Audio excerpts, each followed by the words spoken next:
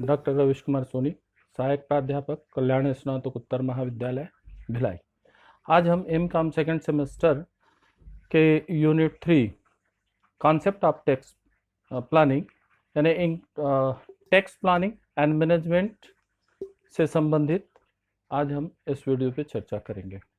M.Com second semester के unit 3 concept and tax planning में tax evidence and tax aviation, हम यहाँ पर 3 चीज़ों के बारे में चर्चा करेंगे। Tax planning, tax evidence and tax aviation. कर नियोजन, कर से बचाव, अपवचन और कर चोरी।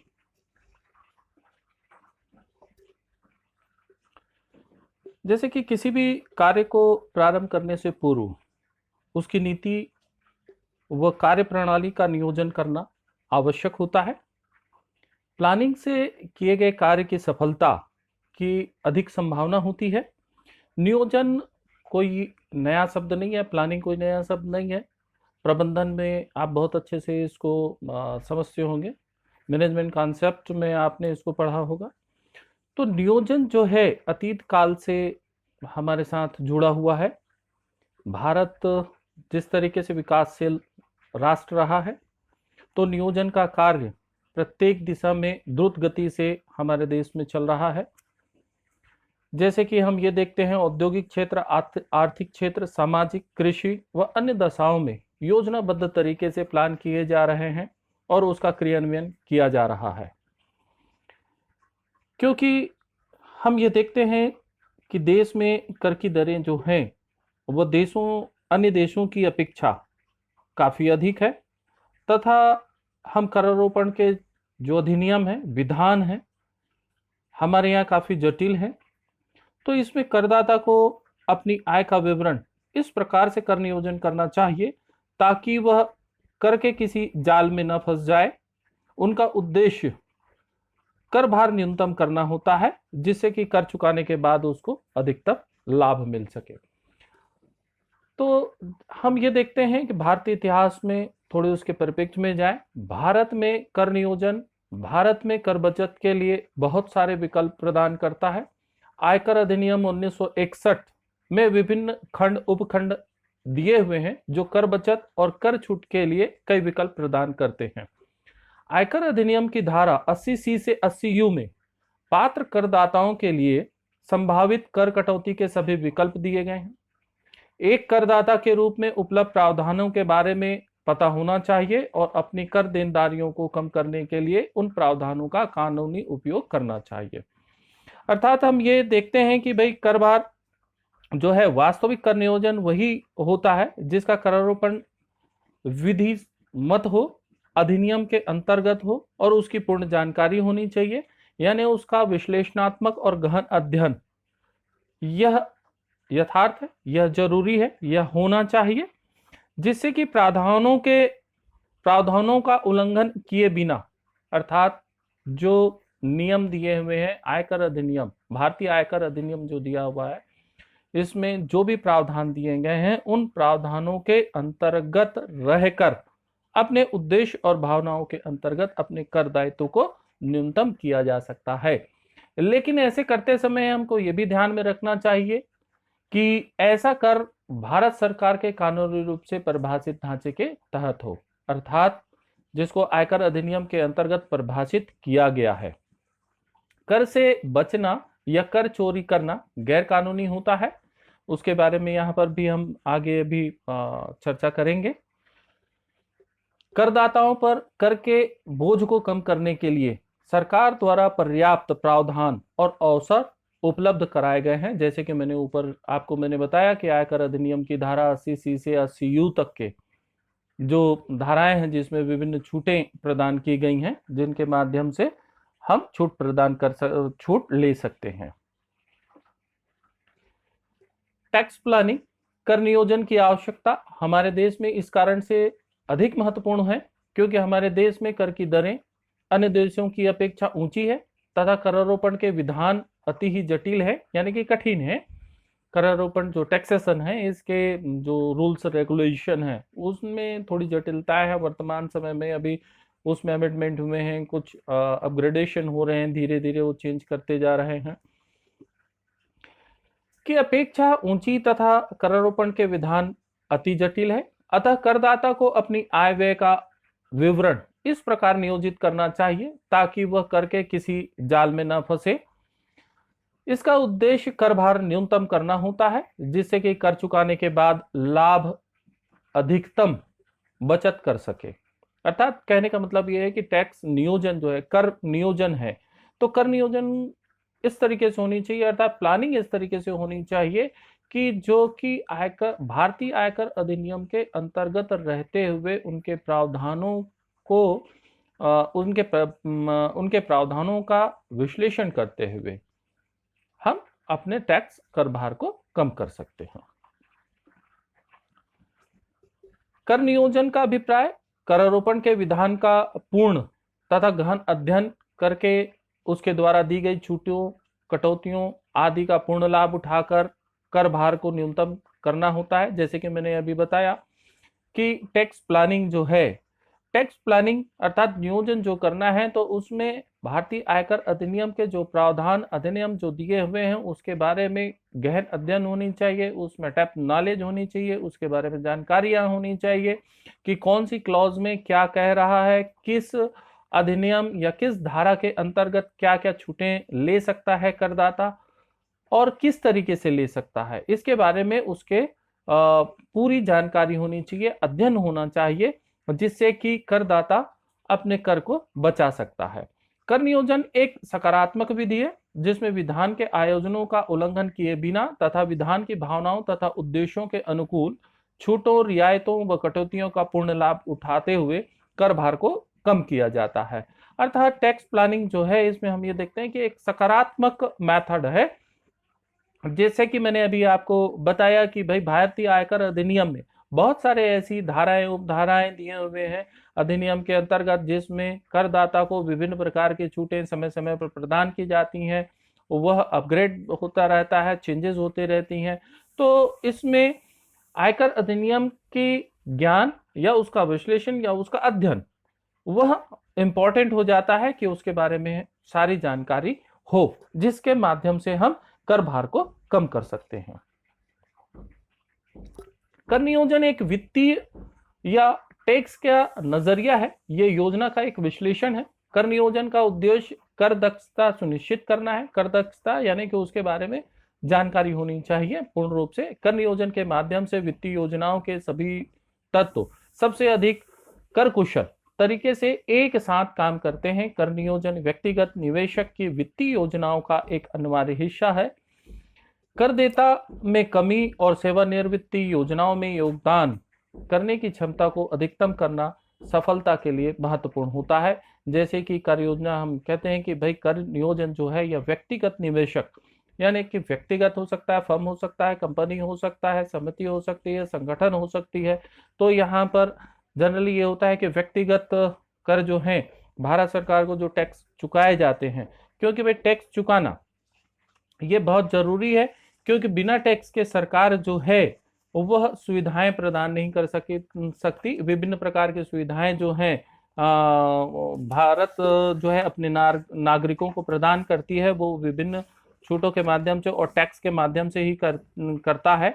जैसे कि कर नियोजन जो है, इसमें हम ये देखते हैं कि विभिन्न टैक्स होते हैं टैक्स प्लानिंग के लिए। तो इसमें हम ये देखते हैं कर नियोजन आयकर अधिनियम के तहत प्रदान की गई कटौती, भत्ते, छूट और राहत का अधिकतम उपयोग करके करदाताओं पर कर दायित्व को कम करने की प्रक्रिया है। यह कर दक्षता सुनिश्चित करने के लिए वित्तीय नियोजनों के उद्देश्य के साथ आयोजित किया जाता है। आमतौर पर हम ये देखते हैं कि आयकर अधिनियम के तहत उपलब्ध सभी राहत का उपयोग करके कर नियोजन कराधान की विवेकपूर्ण योजना तैयार करता है, प्लान तैयार करता है, और ये एक तरीके से हम कहें कि ये एक ईमानदार दृष्टिकोण होता है जो कानून के दायरे में रहकर अधिकतम लाभ प्राप्त करने में मदद करता है। टैक्स प्लानिंग जो है वित्तीय मामलों की एक व्यवस्था और संरचना है जिसमें अधिकांश कर लाभ का लाभ एक निर्धारित द्वारा लिया जा सकता है। यह अनुमेय लाभ, कटौती, छूट और राहत के बहुमत को लागू करने के द्वारा किया जाता है, जिससे कर योग्य आय कम हो जाता है। कर नियोजन की आवश्यकता क्यों है? कर नियोजन की आवश्यकता। तो कर नियोजन से कर दायित्व कम किया जाता है। वर्तमान करारोपण की योजनाओं में निम्न घटक होने के कारण कर नियोजन की संभावना एवं उसकी आवश्यकता बढ़ जाती है। तो जैसे भिन्न भिन्न प्रकार के करदाताओं के लिए अलग अलग कर योग्य सीमा का होना। भारतीय आयकर अधिनियम में करदाता जो है व्यक्तिगत है ना, इंडिविजुअल, जिसमें कि वेतन से संबंधित है, हाउस प्रॉपर्टी से संबंधित है, कैपिटल से संबंधित है और अन्य साधनों से भी है। तो इसमें यह देखा जाता है कि व्यक्तिगत रूप से है या संस्थागत रूप से है या फर्म है या कंपनी है। तो अलग अलग करदाताओं के लिए यहाँ पर रेसिडेंशियल भी इंपॉर्टेंट हो जाता है कि व्यक्ति जो है निवासी है, तो निवासी किस स्थिति में है, साधारण है, असाधारण है या अनिवासी है। अर्थात जो भिन्न भिन्न प्रकार के करदाता हैं उनके लिए अलग अलग कर योग्य सीमा तय की गई है। तो अलग अलग प्रकार के करदाताओं के लिए अलग अलग आय की दरें हैं। प्रत्येक अवयस्क बच्चे व स्त्री का पृथक कानूनी अस्तित्व होना, कुछ आयों का पूर्णतः कर मुक्त हो जाना, पूंजीगत प्राप्तियों का कर योग्य न होना, पूंजी संपत्ति के मूल्य में वृद्धि पर कर न लगना, सकल कुल आय में से धाराएं 80C से 80U के अंतर्गत कटौतियां स्वीकृत होना, धारा 64 का हिंदू अविभाजित परिवार पर लागू न होना तथा हस्तांतरित आय से उदय होने वाली आय पर धारा 64 का लागू होना।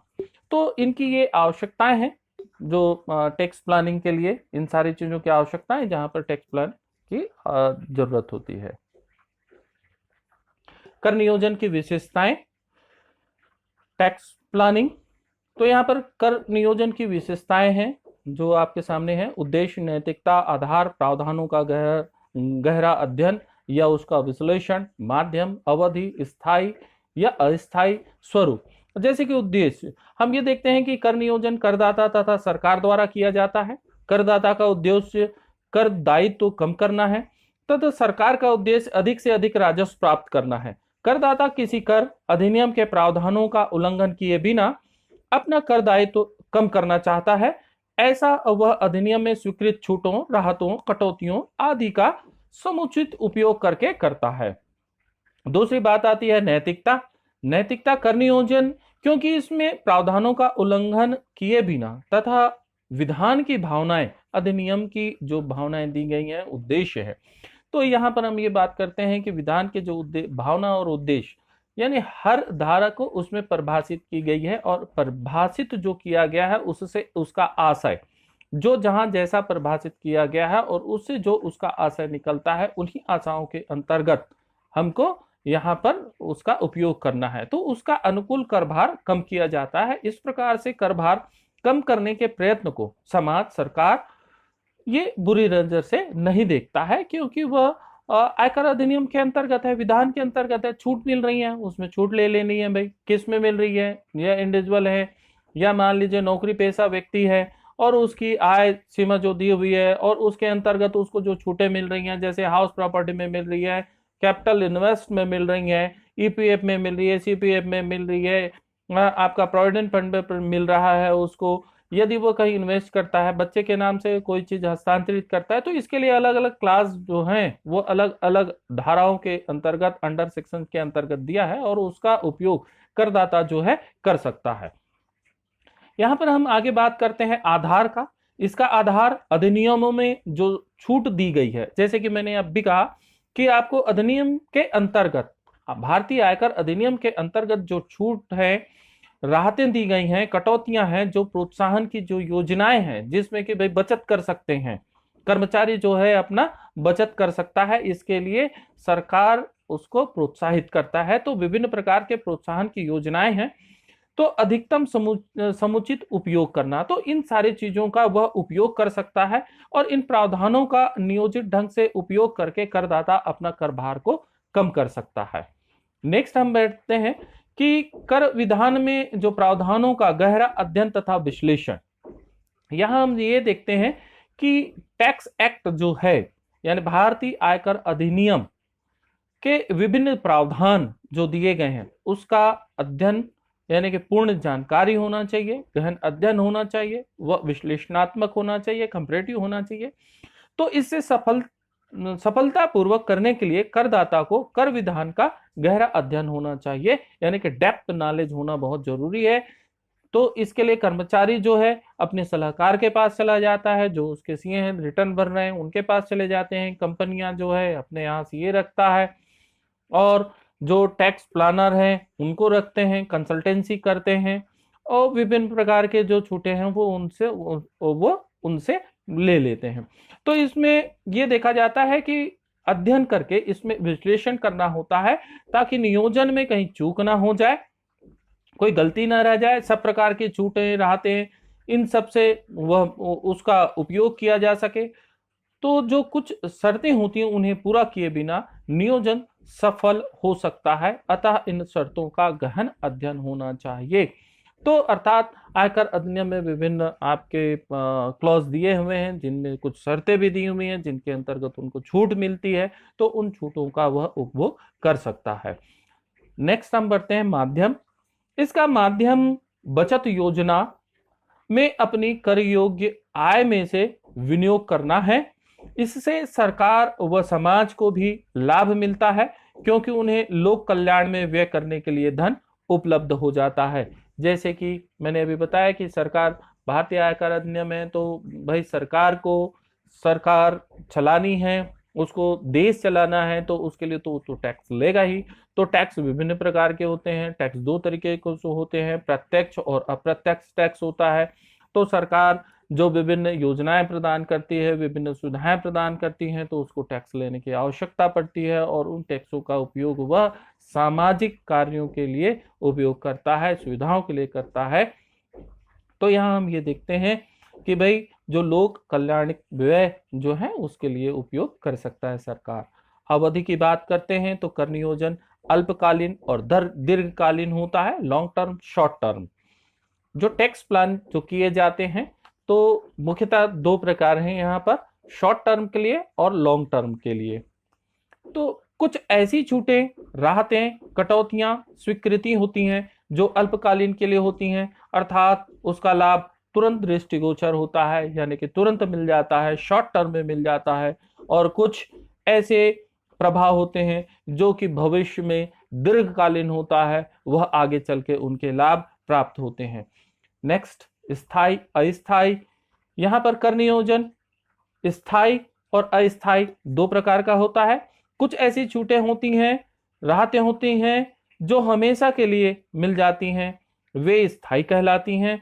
तथा कुछ ऐसी छूटें राहतें होती हैं जो वर्तमान में कर भार कम कर देती हैं, परंतु बाद में किसी वर्ष उन्हीं से कर भार बढ़ जाता है, तो ऐसी राहतें अस्थायी कहलाती हैं।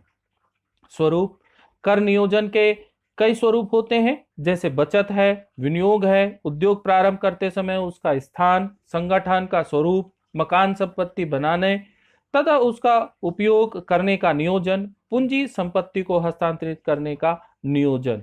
तो इस तरीके से इसका स्वरूप कुछ भी हो सकता है, बचत के लिए हो सकता है, इन्वेस्टमेंट के लिए हो सकता है, प्रॉपर्टी से संबंधित हो सकता है, कैपिटल से संबंधित हो सकता है, या संपत्तियों का हस्तांतरण से हो सकता है। तो इसका स्वरूप जो है काफी फैला हुआ है, तो यहां पर ये स्वरूप की बात होती है। कर नियोजन का महत्व, इंपॉर्टेंस ऑफ टैक्स प्लानिंग। कर नियोजन का महत्व केवल करदाता के लिए नहीं है, वरन यह देश के लिए, समाज के लिए, उद्योग के लिए, व्यापार के लिए, इन सबके भलाई और उन्नति के लिए होता है। तो करदाता जो है टैक्स देता है, जैसे कि अभी हमने चर्चा किया कि करदाता जो टैक्स देता है सरकार को, तो सरकार उसको कर के रूप में लेती है, और सरकार वही नागरिकों को, अपने नागरिकों को विभिन्न योजनाओं के माध्यम से, विभिन्न स्वरूपों के माध्यम से वह उसको वापस लौटा देती है। तो यहाँ पर हम कहते हैं कि यह देश के लिए, समाज के लिए, व्यापार के लिए, उद्योग के लिए, सभी के लिए है। कि भाई समाज के लिए कैसे हुआ, भाई देश को हम टैक्स देते हैं तो वह वापस करता है, सामाजिक स्थिति में होती है, समाज को सुदृढ़ करने के लिए, देश के विकास के लिए, उद्योगों के लिए। तो यहाँ एक एक बात करते हैं। करदाता के लिए, देश के लिए, समाज के लिए, उद्योग व्यापार के लिए, आर्थिक विकास की क्षेत्रीय असमानता घटाने के लिए। तो जैसे कि हम करदाता के लिए बात करते हैं, तो करदाता इसके द्वारा अपना कर भार जो है वह कम करता है। वह इस उद्देश्य की पूर्ति विभिन्न प्रावधानों द्वारा प्रदान की गई छूटें, राहतें आदि की शर्तें पूरा करके इसका लाभ उठाता है। इसके अतिरिक्त ऐसी योजनाओं में विनियोग करता है जिनकी आय कर से मुक्त होती है। तो करदाता के लिए यह महत्वपूर्ण हो गया, उसकी महत्ता हो गई। दूसरी बात करते हैं देश के लिए। देश के लिए कैसे महत्वपूर्ण है, तो इसका अभिप्राय सरकार से होता है। जब हम देश की बात करते हैं तो देश में जो सरकार होती है यह उससे संबंधित होता है। तो सरकार कर नियोजन करके अपना राजस्व बढ़ाने के साथ साथ देश हित के लिए अनेक विकास की योजनाएं बनाती है। उसके लिए पूंजी करदाताओं की बचत को विनियोग करवाकर प्राप्त करती है, जिससे सरकारी राजस्व पर भार नहीं पड़ता है। नेक्स्ट, समाज के लिए।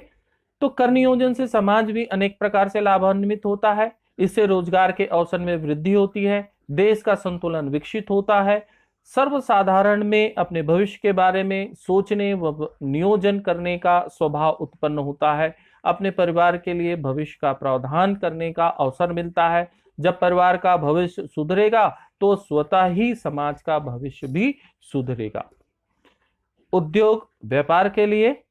तो कर नियोजन के द्वारा उद्योगों तथा व्यापार व्यवसाय आदि का संतुलन तथा आवश्यकता अनुसार समुचित विकास संभव होता है। पिछड़े हुए क्षेत्रों, ग्रामीण क्षेत्रों, कठिन क्षेत्रों आदि के कर की छूटों, राहतों व कटौतियों का प्रोत्साहन देकर इन क्षेत्र में औद्योगिक विकास कराया जाता है। इससे इन क्षेत्रों का आर्थिक, सामाजिक, नैतिक विकास होता है और औद्योगिकीकरण को तीव्रता प्रदान होती है। आर्थिक विकास की क्षेत्रीय असमानता घटाने के लिए कर नियोजन, उद्योग और व्यापार ऐसे स्थानों में प्रारंभ करने का एक प्रोत्साहन मिलता है जहां आर्थिक विकास दूसरे क्षेत्रों की अपेक्षा बहुत कम है। इस प्रकार इन क्षेत्रों में उद्योगों तथा व्यापार के प्रारंभ होने से असमानताएं घट जाती है। जैसे कि अभी हम वर्तमान में देखें, कल ही बहुत बड़े पैकेज का घोषणा की गई, जिसमें देश को आत्मनिर्भर बनने के लिए उद्योग व्यापार इसके क्षेत्र में काफी बड़ा पैकेज दिया गया है, जिसमें विभिन्न प्रकार के ऋण की सुविधा प्रदान की गई है, छूटों के प्रावधान की गई हैं, जिससे कि छोटे जो उद्योग हैं वह उससे लाभान्वित हो सके। करों में छूट दी गई है कि भाई, ब्याजों में छूट दी गई है कि भाई आप लीजिए और अपना उद्योग प्रारंभ करिए, ताकि देश का विकास हो सके, देश आत्मनिर्भर बन सके। तो इस प्रकार से सरकार विभिन्न प्रकार की योजनाएं समय समय पर लागू करती हैं, जिसमें नियमों, अधिनियमों के माध्यम से उसमें छूट प्रदान करता है, जिसके लिए कर नियोजन काफी महत्वपूर्ण हो जाता है। एक अच्छा सफल कर नियोजन यानी कि हम किसको बने, जो सक्सेसफुल टैक्स प्लानिंग के लिए हो। तो इसमें हम दो चीज देखते हैं, वर्तमान विधान का पूर्ण ज्ञान, दूसरा योजना लोचपूर्ण होनी चाहिए। ये दो महत्वपूर्ण चीजें हैं भाई। सफल कर नियोजन के लिए, सक्सेसफुली टैक्स प्लानिंग के लिए क्या जरूरी है, तो इसमें दो महत्वपूर्ण बातें हैं। वर्तमान विधान यानी वर्तमान में जो अधिनियम है, जैसे कि आप जानते हैं टैक्स के जो विद्यार्थी होंगे इनको बहुत अच्छे से मालूम होगा कि टैक्स के जो नॉर्म्स हैं वह हर साल कुछ ना कुछ उसमें अमेंडमेंट होता है, बदलाव होता है, परिवर्तन होता है। जैसे कि टैक्स के दायरे कभी कम हो जाते हैं, कभी ज्यादा हो जाते हैं, छूटों के लिए प्रावधान होते हैं। तो इस तरीके से हर साल नियमों में फेरबदल होता है। स्थिति, परिस्थिति और देश की वास्तविक स्थिति को देखते हुए और भविष्य को देखते हुए उसमें विभिन्न प्रावधानों में विभिन्न प्रकार के करदाताओं को छूट प्रदान की जाती है, उद्योगों को छूट प्रदान की जाती है, छोटे मोटे जो व्यापारी हैं उनको प्रदान की जाती है। जैसे वर्तमान में देखिए, पहले टैक्स जो है दो प्रकार से हम पढ़ते थे, प्रत्यक्ष और अप्रत्यक्ष। तो अप्रत्यक्ष कर होता था, अप्रत्यक्ष कर वर्तमान समय में जीएसटी का स्वरूप ले लिया है और इसमें बहुत सारे जो क्लॉजेज हैं उसको हटा दी गई हैं। तो इस तरीके से हम ये कह सकते हैं कि वर्तमान विधान का पूर्ण ज्ञान होना चाहिए, कि यानी वर्तमान अधिनियम के बारे में पूरी तरीके से जानकारी होनी चाहिए। जैसे कि मैंने अभी कुछ देर पहले ये बताया कि कर प्लान करते समय उसको आयकर अधिनियम के बारे में पूरी जानकारी होनी चाहिए। जैसे कि कुछ प्रावधान जो हैं उसमें छूटें या राहतें प्रदान की जाती हैं, तो वह अल्पकालीन और दीर्घकालीन, शॉर्ट टर्म और लॉन्ग टर्म के लिए होता है। तो कुछ ऐसी छूटें हैं जो शॉर्ट टर्म के लिए होती हैं, कुछ ऐसी छूटें हैं जो लॉन्ग टर्म के लिए हैं। तो जब तक के हमको उसके बारे में जानकारी नहीं होगी, हम टैक्स प्लान सही तरीके से नहीं कर सकते हैं। दूसरी, योजना लोचपूर्ण होनी चाहिए। अर्थात यहां पर हम ये देखते हैं कि जो प्लान किए जा रहे हैं, तो एक अच्छा सफल कर नियोजन योजना जो है वह लोचपूर्ण हो, ताकि यदि किसी भी तरीके से अधिनियम में कोई संशोधन किया जाता है, बीच में अमेंडमेंट होता है, जैसे कि अभी वर्तमान में आपका अभी जो पैकेज घोषित किया गया है उसमें कुछ चेंजेस की गई हैं। अब इन छूटों को, इन राहतों का उपभोग व्यापारी ले सकता है। यदि उसको जानकारी नहीं है तो इसका उसका छूट में जो प्रावधान मिल रहा है या जो हमें जो बेनिफिट्स मिल रही हैं वो नहीं ले पाएगा। तो यहां पर संशोधन यदि जो होता है तो उसको नियोजन की योजना में उसी के अनुसार से सुगमता से परिवर्तित किया जा सके, अन्यथा जो टैक्स प्लान किए जा रहे हैं वो वहां पर व्यर्थ हो जाएगा। मैंने कोई मतलब ही नहीं होगा कि आप कोई टैक्स प्लान कर रहे हैं। तो इस प्रकार से सफल कर नियोजन या कर नियोजन को सफल बनाने में इन दोनों ही चीजों की काफी महत्ता होती है और महत्वपूर्ण है। तो सफल कर नियोजन वह है जिसमें भारतीय आयकर अधिनियम के प्रावधानों का पालन करते हुए, साथ ही साथ किसी अर्थदंड के प्रावधान को बिना आकर्षित करते हुए, कर विधान के उद्देश्यों का बिना उल्लंघन करते हुए कर भार को सुगमता पूर्वक कम किया जा सकता है या कर भार को कम किया जा सकता है। और इन सब के लिए एक अच्छा नॉलेज होना जरूरी है। आयकर अधिनियम के बारे में उसके गहन अध्ययन होने चाहिए, उसका अनुभव होना चाहिए, जिससे कि वह टैक्स प्लान करते हुए कर भार को कम कर सकता है। तो प्रत्येक करदाता का सबसे बड़ा लक्ष्य अपने कर देयता को कम करना। इस उद्देश्य को प्राप्त करने के लिए करदाता 3 तरीकों का सहारा लेता है। पहला, टैक्स प्लानिंग, दूसरा टैक्स एविडेंस, तीसरा टैक्स एवेशन। कर नियोजन, कर बचाव और आपका कर की चोरी। कर बचाव कर अपवंचन भी कहा जाता है। तो यह कहा जाता है कि करदाता से अपेक्षा नहीं की जाती कि वह अधिकतम कर का भुगतान करने के लिए अपने मामलों की व्यवस्थित करे। वो इसलिए निर्धारित कर को कम करने के लिए विभिन्न मामलों की वो व्यवस्था करता है, जैसे कि मैंने बताया, कर योजना, कर बचाव और कर की चोरी, है ना। लेकिन सवाल यह नहीं है कि वह किस विधि का विरोध करता है। तो ये तीनों ही चीजें अलग है। टैक्स प्लानिंग के बारे में हमने पूरी बात कर चुके हैं। कर बचाव अभी हम आगे इसके बारे में बात करते हैं, और कर चोरी के बारे में। आयकर अधिनियम में प्रदान की गई सभी छूट, कटौती और छूट का लाभ उठाने के लिए कर नियोजन शामिल होता है। आयकर कानून स्वयं कर नियोजन के विभिन्न तरीकों के लिए प्रदान करता है। आमतौर पर यह छूट अंडर सेक्शन 10 की कटौती, अंडर सेक्शन 80C से 80U के अंतर्गत छूट और राहत प्रदान की जाती है।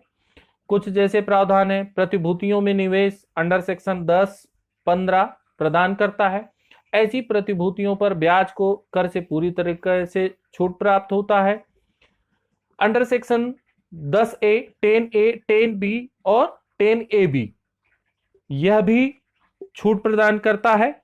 व्यक्ति की आवासीय स्थिति, लेखांकन प्रणाली, संगठन, यहां पर हम जैसे 10A, 10B और 10AB के बारे में हम बात करते हैं। तो यहाँ आपने पहले भी पिछले फर्स्ट सेमेस्टर में इसको पढ़े होंगे और आपको इसके बारे में जानकारी होगी कि 10A क्या है, 10B क्या है। जैसे कि हम ये देखते हैं, यहाँ पर हमने बात की छूट की अंडर सेक्शन 10A, 10B और 10AB। तो यहाँ पर हम 10 देखते हैं, है ना। 10 जो है क्या है कि जब कोई कर्मचारी सेवानिवृत्त होता है, यानी वेतन अवकाश ग्रहण करने से उसकी जो आय है, इससे संबंधित भारतीय आयकर अधिनियम की धारा 10 में इसको परिभाषित किया गया है, बताया गया है। तो यहाँ पर हम 10A, 10B, 10AB इसको एक बार थोड़ा सा हम रिवाइज कर लेते हैं कि ये है क्या चीज। आयकर अधिनियम में प्रदान की गई सभी छूटें, कटौती और छूट का लाभ उठाने के लिए कर नियोजन शामिल है। आयकर कानून स्वयं कर नियोजन के विभिन्न तरीकों के लिए प्रदान करता है। आमतौर पर यह छूट under section 10, under section 80C से 80U के अंतर्गत छूट और राहत प्रदान की जाती है। तो जैसे कि 80C से 80U तक इसमें छूटें जो प्रदान की गई हैं, तो सकल कुल आय जब ज्ञात किया जाता है उस समय ये छूटें प्रदान की जाती हैं, कटौती उनमें से घटा दी जाती हैं।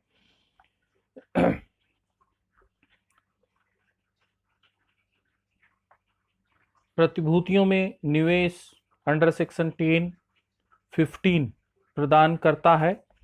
10, 15 आयकर अधिनियम में प्रदान की गई सभी छूट, कटौती और छूट का लाभ उठाने के लिए कर नियोजन शामिल है।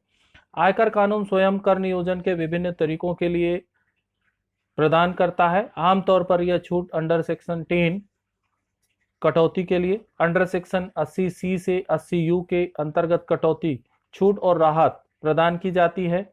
कुछ प्रावधान जैसे प्रतिभूतियों में निवेश अंडर सेक्शन 10, 15 प्रदान करता है। ऐसी प्रतिभूतियों पर ब्याज को कर से पूरी तरीके से छूट प्राप्त होता है। तो यहाँ पर 10, 15 अंडर सेक्शन 10, 15 भिन्न भिन्न प्रकार के ब्याज, यानी यहाँ पर हम ये देखते हैं कि जो ब्याज आय से या आयकर से पूर्णतः कर मुक्त है। तो सरकार द्वारा निर्गमित अधिसूचित प्रतिभूतियां, ब्रांड, प्रमाण पत्रों आदि पर ब्याज या उसके शोधन पर प्रब्याजी बशर्ते 1/6/2001 से पूर्व जारी किया गया हो। अर्थात जब हम ये पूछते हैं पूर्णतः कर मुक्त घोषित ब्याज, ये 1/6/2002 से पूर्व जारी 7% कैपिटल इन्वेस्टमेंट बॉन्ड्स पर ब्याज, राष्ट्रीय रक्षा स्वर्ण बॉन्ड 1980 पर ब्याज, स्पेशल वियरर ब्रांड 1991 पर ब्याज, पोस्ट ऑफिस कैश सर्टिफिकेट पर ब्याज, डाक खाने के बचत खाते पर ब्याज, व्यक्तिगत खाते इंडिविजुअल अकाउंट्स पर अधिकतम कर मुक्त 3500 रुपए होगी। संयुक्त खाते ज्वाइंट अकाउंट पर अधिकतम कर मुक्त राशि जो है 7000 रुपए तक होगी। सार्वजनिक क्षेत्र में किसी कंपनी द्वारा ऐसे बांडों अथवा ऋण पत्रों पर दे ब्याज जिन्हें केंद्रीय सरकार ने अधिसूचना द्वारा कर मुक्त घोषित कर दिया हो, पूर्णतः कर मुक्त होता है। तो इस तरीके से धारा 10, 15 में वर्णित की गई है। जैसे कि केंद्रीय सरकार द्वारा अधिसूचित स्वर्ण निक्षेप योजना 1999 के अंतर्गत जारी किए गए स्वर्ण निक्षेप बॉन्ड या स्वर्ण मुद्रीकरण योजना 2015 के अंतर्गत जारी किए गए जमा प्रमाण पत्र पर ब्याज, डिपॉजिट सर्टिफिकेट जो दिया जाता है, ऐसे बॉन्ड्स पर ब्याज जो किसी स्थायी प्राधिकरण या स्टेट पुलेटेड फाइनेंस एंट्री द्वारा जारी किए गए हैं, केंद्रीय सरकार द्वारा विदेश किए गए हैं, भारत में अनिवासी या असाधारण निवासी को ऑफ शेयर बैंकिंग यूनिट में 31/3/2005 के पश्चात जमा की गई राशि पर प्राप्त ब्याज। तो इस प्रकार से पूरी तरीके से धारा 10, 15 के अंतर्गत छूट प्रदान की जाती है। अंडर सेक्शन 10A, तो 10A आपको मालूम होगा, 10A, 10B, 10A-B, व्यक्तिगत आवासीय स्थिति, लेखांकन प्रणाली और संगठन। तो इस तरीके से इसमें राहतें जो प्रदान की गई हैं उन राहतों का उपयोग किया जा सकता है।